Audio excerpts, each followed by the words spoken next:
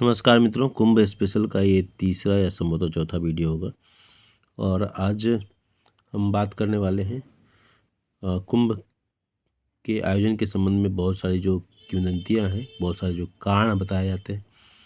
तो हमारे यहाँ तो जो भी कारण हैं भारत की सनातन परंपरा के जो भी फेस्टिवल्स हैं उनके कुछ न कुछ साइंटिफिक रीजन्स दिखाई देते हैं। तो आज हम देखने चलते हैं कि ये कुंभ कि क्या ऐतिहासिकता है, क्या धार्मिकता है, क्या वैज्ञानिकता है। तो इसी के ऊपर ये हमारा वीडियो होगा।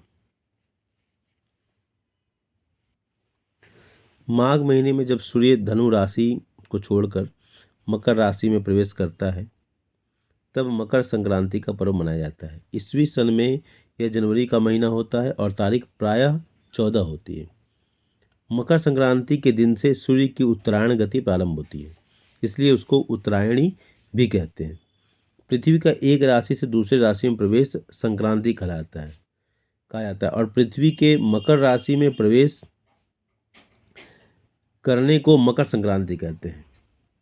सूर्य का मकर रेखा से उत्तरी कर्क रेखा की ओर जाना उत्तरायण और कर्क रेखा से दक्षिणी मकर रेखा की ओर जाना दक्षिणायन कहलाता है।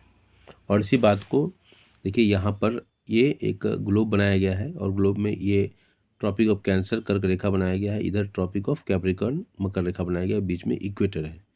तो मकर राशि से उत्तर कर्क रेखा की तरफ जाना मतलब कैप्रिकॉर्न से कैंसर की तरफ जाना उत्तरायण कहलाता है और कैंसर से कैप्रिकॉर्न की तरफ आना दक्षिणायन कहलाता है। उसी बात को लिखा गया है। तो जब सूर्य दक्षिणायन से उत्तरायण होने लगता है तब दिन बड़े और रातें छोटी होने लगती हैं। इस समय धूप की शीत पर विजय प्राप्त करने की यात्रा शुरू हो जाती है। वैदिक काल में उत्तरायण को देवयान तथा दक्षिणायन को पितृयान कहा जाता था। मकर संक्रांति के दिन यज्ञ में दिए गए द्रव्य ग्रहण करने के लिए देवतागण पृथ्वी पर अवतरित होते हैं और इसी मार्ग से पुण्यात्माएं शरीर छोड़कर स्वर्ग आदि लोकों में प्रवेश करती हैं। तो ये इस तरीके से इसकी चर्चा की गई। इसलिए आलोक का पर्व माना गया है। शास्त्रों के अनुसार दक्षिणायन को देवताओं की रात्रि अर्थात नकारात्मकता का प्रतीक तथा उत्तरायण को देवताओं का दिन अर्थात सकारात्मकता का प्रतीक माना गया है। इसलिए इस दिन जप, दान, श्राद्ध, तर्पण आदि धार्मिक क्रियाकलापों का विशेष महत्व है। मान्यता है कि इस अवसर पर किया दान पुण्य पुनर्जन्म होने पर चौगुना अधिक मिलता है। इसलिए हमारे यहाँ पुनर्जन्म की सोच है और पुनर्जन्म के आजकल बहुत सारे टीवी में सीरियल भी आ रहे हैं और ये देखा भी गया है कि पूर्व जन्म के कुछ न कुछ संस्कार इस जन्म में होते हैं। अब जिसके जितने भी आते हों, जैसे भी होते हों, क्योंकि कुछ लोगों ने कुछ बच्चों की सारे क्या है कि उनको पूर्व जन्म की सारी घटनाएं याद थी, उनके माता पिता की दादा उनके पूर्व जन्म के जो रिलेशंस थे, उस तरह के बहुत सारे प्रूफ और सीरियल भी आने लगे हैं। अब तो पहले पत्रिकाओं में आते थे और कुछ लोगों को इससे देखा गया, लाइव भी इनको मालूम है। इसलिए लोग गंगा आदि नदियों में डुबकी लगाकर सामूहिक स्नान करके तिल, गुड़, मूंगफली और चावल आदि का दान करते हैं। इस दिन का ऐतिहासिक महत्व भी है। भगवान भास्कर अपने पुत्र शनि से मिलने स्वयं उनके घर पर जाते हैं। चूंकि शनि देव मकर राशि के स्वामी हैं, अतः यह दिन मकर संक्रांति के नाम से जाना जाता है। महाभारत काल में भीष्म पितामह ने अपनी देह त्यागने के लिए मकर संक्रांति का ही चयन किया था। अच्छा, ज्योतिषीय महत्व। सामान्यतः सूर्य सभी राशियों को प्रभावित करते हैं, किंतु कर्क व मकर राशि में सूर्य का प्रवेश धार्मिक दृष्टि से अत्यंत फलदायक है। यह प्रवेश अथवा संक्रमण क्रिया 6 माह के अंतराल पर होती है। भारत उत्तरी गोलार्ध में स्थित है, मतलब नॉर्दर्न हेमिस्फीयर में है। मकर संक्रांति से पहले सूर्य दक्षिणी गोलार्ध साउदर्न हेमिस्फीयर में होता है, किंतु मकर संक्रांति से सूर्य उत्तरी गोलार्ध नॉर्दर्न हेमिस्फीयर की ओर आना शुरू हो जाता है। अतः इसी दिन से क्रमशः रातें छोटी और दिन बड़े होने लगते हैं। दिन बड़े होने से प्रकाश अधिक होगा तथा रात्रि छोटी होने से अंधकार कम होगा। अतः मकर संक्रांति पर सूर्य की राशि में हुए परिवर्तन को अंधकार से प्रकाश की ओर जाना कहा जाता है। प्रकाश अधिक होने से प्राणियों की चेतना एवं कार्यशक्ति में वृद्धि होती है। ऐसा जानकर संपूर्ण भारतवर्ष में लोगों द्वारा विविध रूपों में सूर्यदेव की उपासना, आराधना एवं पूजन कर उसके प्रति अपनी कृतज्ञता प्रकट की जाती है। सामान्यतः प्राचीन पंचांग की समस्त विधियां चंद्रमा की गति को आधार मानकर निर्धारित की जाती हैं, किंतु मकर संक्रांति को सूर्य की अवस्थिति से निर्धारित किया जाता है। इसी कारण यह पर्व प्रतिवर्ष 14 जनवरी को ही पड़ता है। हरियाणा और पंजाब में लोग इसे लोहड़ी के नाम से जानते हैं। इस दिन अंधेरा होते ही घर के आगे आग जलाकर अग्नि पूजा करते हुए तिल, गुड़, चावल, रेवड़ियाँ और भुनी मक्का की आहुति दी जाती है। लोग खुशी से नाचने लगते हैं। शीत के प्रकोप से छुटकारा पाने के लिए तिल को शरीर में मलकर नदी में स्नान करते हैं। तिल उबटन, तिल का हवन और तिल का व्यंजन सभी पाप नाशक है। महाराष्ट्र में इस दिन ताल गुल हलवे को बांटने की प्रथा है। एक दूसरे को तिल गुड़ देते हैं।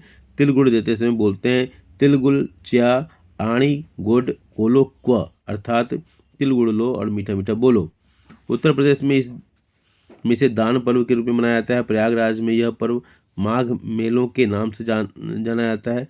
पहला स्नान मकर संक्रांति से शुरू होकर शिवरात्रि तक यानी आखिरी स्नान तक चलता है। इस दिन खिचड़ी सेवन एवं खिचड़ी दान का अत्यधिक महत्व होता है। पश्चिम बंगाल में इस पर्व पर स्नान के बाद तिल दान करने की प्रथा है। यह गंगा सागर में प्रतिवर्ष विशाल मेला लगता है। मकर संक्रांति के दिन ही गंगा जी भागीरथी के पीछे पीछे चलकर कपिल मुनि के आश्रम से होकर सागर में जा मिली थी, इसलिए कहा गया है साढ़े तीर्थ बार बार, गंगा सागर एक बार।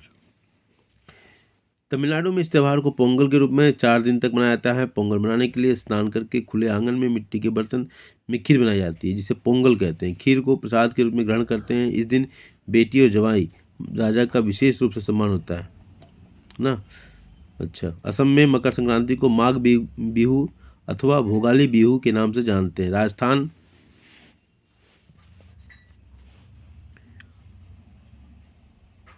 व मध्य प्रदेश में इस पर्व पर महिलाएं अपने सास को बायड़ा देकर पगा लागू कहती हुई पांव दबाकर आशीर्वाद प्राप्त करती हैं। साथ ही महिलाएं किसी भी सौभाग्य सूचक वस्तु का 14 की संख्या में पूजन संकल्प कर 14 ब्राह्मणों के भिजवाती हैं। मतलब ये हमारे जो फेस्टिवल्स हैं उसमें जितनी भी एक्टिविटीज़ होती हैं उसमें आप देखेंगे चमड़े का काम करने वाले, लोहे का काम करने वाले, जो भूजा भूजते हैं, हाँ, उनका इन्वॉल्वमेंट, जो किसान है मिट्टी कोड़ने वाला उसका इन्वॉल्वमेंट, जो नाव होता है उसका इन्वॉल्वमेंट, मतलब कितनी सारी एक्टिविटीज़ को उसमें शामिल किया जाता है जिससे सबके अर्थ की व्यवस्था होती रहे। ये मतलब बहुत बड़ी विशेषता, अगर माइन्यूट इसको ऑब्जर्वेशन किया जाए माइक्रो लेवल पर जाकर तो इस तरह की बातें निकल कर आती हैं। एक थाली में थोड़ा आटा, दाल, घी, मीठा, नमक, मिर्च आदि रखकर सीधे के रूप में दिया जाता है। विशेषतया इस दिन दाल, चूरमा, बाटी का व्यंजन बनाया जाता है। सूर्य को अर्घ्य देकर भोग लगाकर घर बुलाए बेटी जवाई राजा के साथ हंसी खुशी के माहौल में भोजन ग्रहण करते हैं। मध्य प्रदेश में बापला सूजी के लड्डू का व्यंजन तैयार किया जाता है। चौराहे पर गाय व अन्य मवेशियों के लिए चारा रख दिया जाता है। मकर संक्रांति सूर्य उपासना का पर्व भी है। हिंदू पौराणिक शास्त्रों में ग्रहों, नक्षत्रों और राशियों के बीच संबंधों का हर जगह व्यापक उल्लेख मिलता है। ग्रहों के आपसी संबंध का प्रभाव इंसान पर भी स्पष्ट रूप से होता है। इसलिए हमारे मनीषियों ने व्यापक जनहित में त्यौहार और पर्व विशेष पर पूजा, दान आदि परंपराओं की व्यवस्था की है, जिससे साधारण जन ग्रहों के गोचर होने वाले परिवर्तनों के कारण उससे संभावित नुकसान से बच सके। मकर संक्रांति के अवसर पर किए जाने वाली दान पुण्य की व्यवस्था के पीछे यही कारण है।